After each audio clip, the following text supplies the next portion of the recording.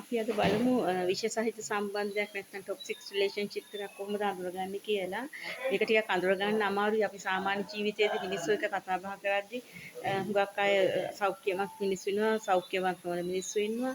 ඉතින් සමහර අය ඉන්නවා ඉතින් නාසිස්ටික් අය ඉන්නවා, සයිකොටික් මිනිස්සු ඉන්නවා. ඒ කියන්නේ විශේෂ සහිත මිනිස්සු කියලා කියන්නේ හුඟක් වෙලාවට අනිකාගේදී පිළිගන්නේ නැතුව තමන්ගේ මතය පමණක් හරි කියලා ඒ මතේ ඉඳගෙන වැඩ කරන අය ඒක ඔයාලා දන්නවා. ඕගොල්ලෝ අතර ඉන්න යාළුවෝ ඉන්නවා. බොයිෆ්‍රෙන්ඩ් ගර්ල්ෆ්‍රෙන්ඩ් කවුරුත් ඉන්නවා. ඉතින් මේ නමුත් තමන් ආදරයක හෝ යම්කිසි සම්බන්ධයකට ගියාම හුස්ම හිර වෙනවා වගේ නැත්නම් එතන ඉන්න බෑ වගේ නැත්නම් ඉන්නෙත් අමාරුවෙන් වගේ දැනෙනවා නම් එතන අනිවාර්යෙන්ම අඳුරගන්න එතන තියෙන ටොක්සික් සම්බන්ධයක්.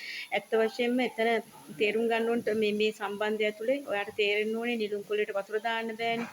ඒ වගේ කෙනෙක්ට ඒ වගේ දේ කියලා ඕගොල්ලන්ගේ ඒකමුතුකමින් ඉදිරියට යෑමක් නෑ එතන. ඊළඟට එක තමයි ඔයා බාදුරා මලක් දන්නවනේ බාදුරා මලේ සත්තු ගිහිල්ලා පැණි බොනවනේ. හැබැයි ඒගොල්ලෝ දන්නේ මේ පැණි බොන මලම යාළුවා විනාශ කරනවා කියලා. ඉතින් අන්න ඒ වගේ තමයි ටොක්සික් සම්බන්ධයකදී වෙන්නේ.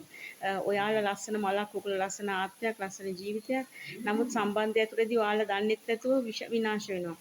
ඒ කොහොමද කියලා බැලුවොත් එහෙම ගෑනු සහ පිරිමි අය දෙගොල්ලම එකම විදිහට නෙමෙයි යම් පොඩි වෙනසක් තියෙනවා ටොක්සික් වෙන විදිහ ගෑනු අය නම් ඉතින් පිරිමියව කන්ට්‍රෝල් කරනවා මම නැත්තම් ඔයා නෑ මං වගේ කෙනෙක් ආයෙ හම්බ වෙන්නේ නෑ වගේ ගිල්ටි ෆීලිං දෙනවා පිරිමියාට ඊට පස්සේ පිරිමිය ඩ්‍රාමා කරනවා අඬනවා මැරෙනවා කියනවා ඒ වගේ දේවල් වෙනවා ඊට පස්සේ තරහ වෙනවා යාළු වෙනවා අපෝ සර්කල් එකක් වගේ යනවා පිරිමියා ඉතින් කන්ට්‍රෝල් කරනවා හැමතිස්සෙම මානසිකව ශාරීරිකව කන්ට්‍රෝල් කරගන්න බලනවා එයාගේ මතය මොකද හරි කියලා පෙන්වන්න.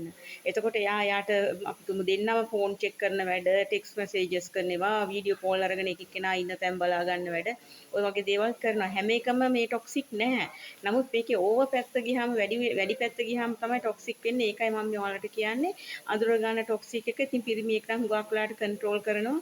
මේ වගේ හරීම ආකර්ශනීයයි සම්බන්ධයකට ඔයාලා මුලින් යන්නේ හරීම ආකර්ශනීයයි මේ ටොක්සික් මිනිස්සු.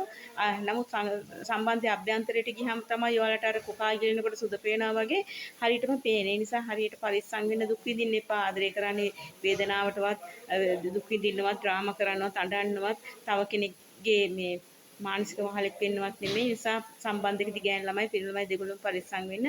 ටොක්සික් එකෙන් ගැලවෙන්න. කොච්චර ඇඩික්ට් වුණත් ඒකෙන් ගැලවෙන්න බලන්න සෙල්ෆ් ලව් කරන්න. ඒ කියන්නේ ඔයාලට ඔයාලම ආදරය කරන්න. සම්බන්ධය අඳුර ගන්න මේ තියෙන බාහිර පරිසරයෙන් විඳවන්න එපා. මේක යාළුවෙක් වෙන්න පුළුවන්, බොයිෆ්‍රෙන්ඩ් පුළුවන්, ගර්ල්ෆ්‍රෙන්ඩ් වෙන්න පුළුවන්. ඒක ඔක අඳුර ගන්න පුළුවන් ඩීප් සම්බන්ධයකට ගියාම ඒ නිසා හැම විටම ඔයගොල්ලන්ගේ සම්බන්ධයකදී ඔයගොල්ලන් හෙල්දි වෙන්න, ඔයගොල්ලෝ සෞඛ්‍යමත් වෙන්න. අනික එයාව හදන්න යන්නත් එපා. මොකද මේ වගේ අය හදන්නත් අමාරුයි. ඔයාටම තමයි විඳවන්න වෙන්නේ හදන්න කියලා. හැදෙයි කියලා බලාපොරොත්තු තියාගන්නත් එපා. හැදෙන්නෙත් නැහැ. එහෙම කියලා කසාද බඳින්න යන්නත් එපා. ටොක්සික් කෙනෙක් බැඳුත් එහෙම ඉතින් ගලක් බැඳගෙන මුහුදට පැන්නා වගේ තමයි. තේරුම් ගන්න කවදා හරි මම මේ කියපේක මතක තියාගන්න. ටොක්සික් සම්බන්ධකින් අයින් වෙන්න නම් ඔයා අයින් වුණොත් තමයි ඔයාට ලස්සන ජීවිතයක් තියෙන්නේ. ඇත්තට හැමදෙස්සෙම ඔයගොල්ලන්ට තියෙන්නේ හැම වටින ජීවිතයක්. ඒ ජීවිතේ විනාශ කරගන්න එපා නොගැලපෙන සම්බන්ධකම් වලට ගිහිල්ලා. හැමදෙස්සෙම බුද්ධිමත් වෙන්න, දරුවෝ බුද්ධිමත් වෙන්න, ගැහැණු ළමයි බුද්ධිමත් වෙන්න, ආදරය කියලා හැමදේම කරන්න එපා. මොකද මේ සම්බන්ධකම් ඉච්ඡටම සංකීර්ණයි සහ ආකර්ශනීයයි. පරිස්සම් වෙන්න. වැදගත් නම් ෆලෝ කරන්න. මගේ සමහර වීඩියෝ වලට වඩා ගොඩාක් වෙනස් එකක් අද මම කරේ. ස්තුතියි ෆලෝ කරන්න.